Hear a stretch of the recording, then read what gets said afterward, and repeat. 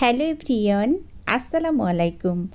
আশা করি যে যেখানে বসে ভিডিওটি দেখছেন সবাই ভালো আছেন, সুস্থ আছেন। নতুন আরও একটি রেসিপি নিয়ে হাজির হয়ে গেলাম।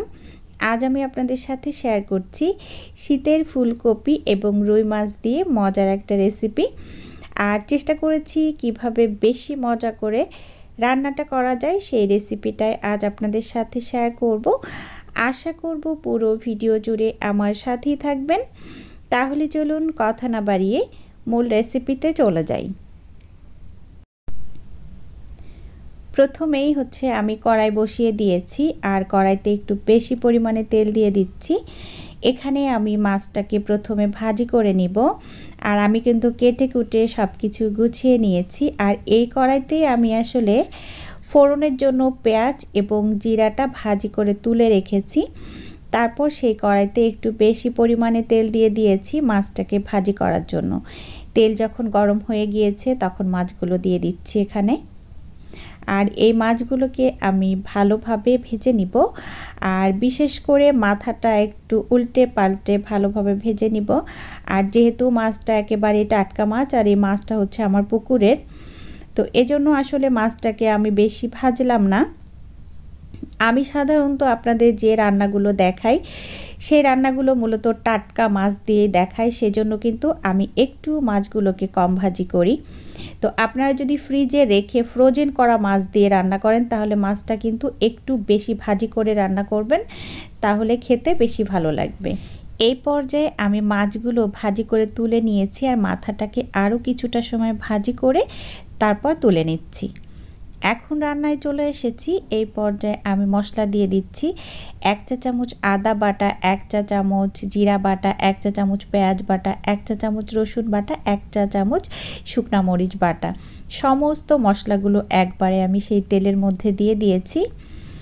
আর এখন এই মশলার ভিতরে এখন আমি একটু পানি ব্যবহার করব মশলাটাকে ভালোভাবে কষানোর জন্য।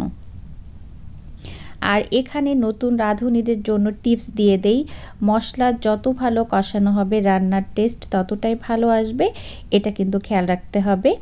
এই পর্যায়ে দিয়ে দিচ্ছি কাঁচামরিচ আর এখন দিয়ে দিচ্ছি স্বাদমতো লবণ। তারপর দিয়ে দিব 1 চা চামচের একটু কম পরিমাণে হলুদের গুঁড়া। সব কিছু দিয়ে এখন আমি আবারও একটু নাড়াচাড়া করব। তারপর এই যে মশলাটা পানি আছে, পানিটাকে আমি শুকিয়ে নিব। মশলাটা ভালোভাবে যখন কষানো হয়ে গিয়েছে, তেল উঠে এসেছে, তখন দিয়ে দিয়েছি ফুলকপি এবং আলু। আমি ফুলকপিগুলোকে একটু বড় করে কেটে নিয়েছি, কারণ আমার কাছে ফুলকপির তরকারিতে যদি ফুলকপি ভেঙে যায় তাহলে ভালো লাগে না, ওই জন্য একটু বড় করে কেটেছি। আপনারা চাইলে কিন্তু একটু ছোট করে কাটতে পারেন, এটা আপনার নিজের ব্যাপার। তো এখন আমি ভালো করে কষিয়ে নিয়েছি। কিছুক্ষণ কষিয়ে নিয়ে তারপর এই ফুলকপি আলুটাকে সিদ্ধ করার জন্য একটু কষানোর পানি দিয়ে দিয়েছি। এখানে কিন্তু সামান্য পরিমাণ পানি দিয়েছি, এই হাফ কাপের মতো, কারণ সবজি দিয়ে কিন্তু পানি বের হবে, তাই বেশি পানি দেওয়া যাবে না। পানি দিলে কিন্তু আবার ফুলকপি সিদ্ধ হয়ে যাবে বেশি। তো আমি ঢেকে দিয়েছিলাম, কিছুক্ষণ পর ঢাকনাটা তুলে নিয়েছি। ফুলকপি আলু বেশ কিছুটা সিদ্ধ হয়ে গিয়েছে, কিন্তু পানি রয়ে গিয়েছে। এই পানিটাকে এখন আমি শুকিয়ে নিব। পানিটা যখন শুকিয়ে গিয়েছে তখন আমি ঝোলের জন্য এখানে পানি ব্যবহার করলাম।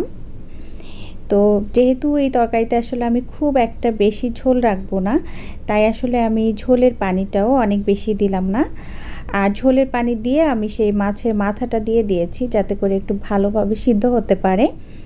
তারপর আমি ঢেকে দিয়েছিলাম, ঢাকনাটা তুলে আবার একটু নাড়াচাড়া করছি। আর এই যে মাথাটা আছে, মাথাটাকে একটু উল্টে পাল্টে দিয়েছি।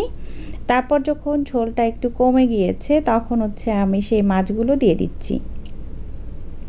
মাছগুলো দিয়ে আমি আবারও একটু উল্টে পাল্টে দিব আর একটু নাড়াচাড়া করব। এই পর্যায়ে একটু আলতোভাবে নাড়াচাড়া করতে হবে, না হলে কিন্তু মাছটা ভেঙে যাবে। দেখতে পাচ্ছেন কিছুক্ষণ পর ঝোলটা কমে গিয়েছে যখন, তখন আমি এখানে ফোড়ন ব্যবহার করব, সেজন্য একটু ঝোল তুলে নিয়েছি আর কি। ফোড়নটাকে গোলানোর জন্য। তারপর একটা টমেটো কেটে দিয়ে দিয়েছি তরকারির মধ্যে। আর এই পর্যায়ে যদি অনেকের কাছে টমেটো পছন্দ না হয়, টমেটোটা না দিলেও কোনো সমস্যা নেই। একটু ঢেকে দিয়েছিলাম। তারপর হচ্ছে একটু ধনিয়া পাতা কুচি দিয়ে দিলাম। আর এই ধনিয়া পাতাটা হচ্ছে আমার ফ্রোজেন ছিল, একটু কালারটা কেমন দেখাচ্ছে, কিন্তু স্বাদ ঠিক আছে। আর এবার আমি একটু নাড়াচাড়া করছি। আর লাস্ট পর্যায়ে আমি চলে এসেছি। লাস্টে হচ্ছে আমি সেই যে ফোড়নটা বেটে রেখেছি সেটা দিয়ে দিলাম। তো এখন সেটা দিয়ে আমি একটু ঝাঁকা দিলাম যাতে করে চারিপাশে চলে যায়, মানে ফোড়নটা তরকারির ভিতরে ঢুকে যায়। এখন তারপর আমি আবার একটু উল্টে পাল্টে দিব আর একটু ঢেকে রাখবো। আর ঢেকে রাখলে যেটা হবে, এই পর্যায়ে হচ্ছে চুলার আঁচটা একটু বাড়িয়ে দিব যাতে করে একটু ধোঁয়া ওঠা, জাল ওঠে, তাড়াতাড়ি করে হয়ে যায়। আর যদি ফোড়ন দেওয়ার পরে আপনি বেশি জাল দেন তাহলে কিন্তু ফোড়নের স্মেলটা চলে যায়, এটা খেয়াল রাখতে হবে। আমি ঢেকে দিয়েছিলাম, লাস্ট পর্যায়ে চলে এসেছি। আশা করছি আজকের রেসিপি আপনাদের কাছে ভালো লেগেছে। ও আরেকটা কথা, আমি যে ফোড়ন দিয়েছি আমার আগের রেসিপিগুলোতে ফোড়নের রেসিপি আছে, সেজন্য কিন্তু আজকে আমি আর এত কিছু বললাম না। আপনারা চাইলে সেই রেসিপিগুলো দেখে নিতে পারেন। আশা করছি আজকের রেসিপি আপনাদের কাছে ভালো লেগেছে। এতক্ষণ সাথে থাকার জন্য সবাইকে অসংখ্য অসংখ্য ধন্যবাদ। সবাই ভালো থাকবেন, আমার জন্য দোয়া করবেন। আগামী রেসিপি দেখার আমন্ত্রণ জানিয়ে বিদায় নিচ্ছি। আল্লাহ হাফেজ। আসসালামু আলাইকুম।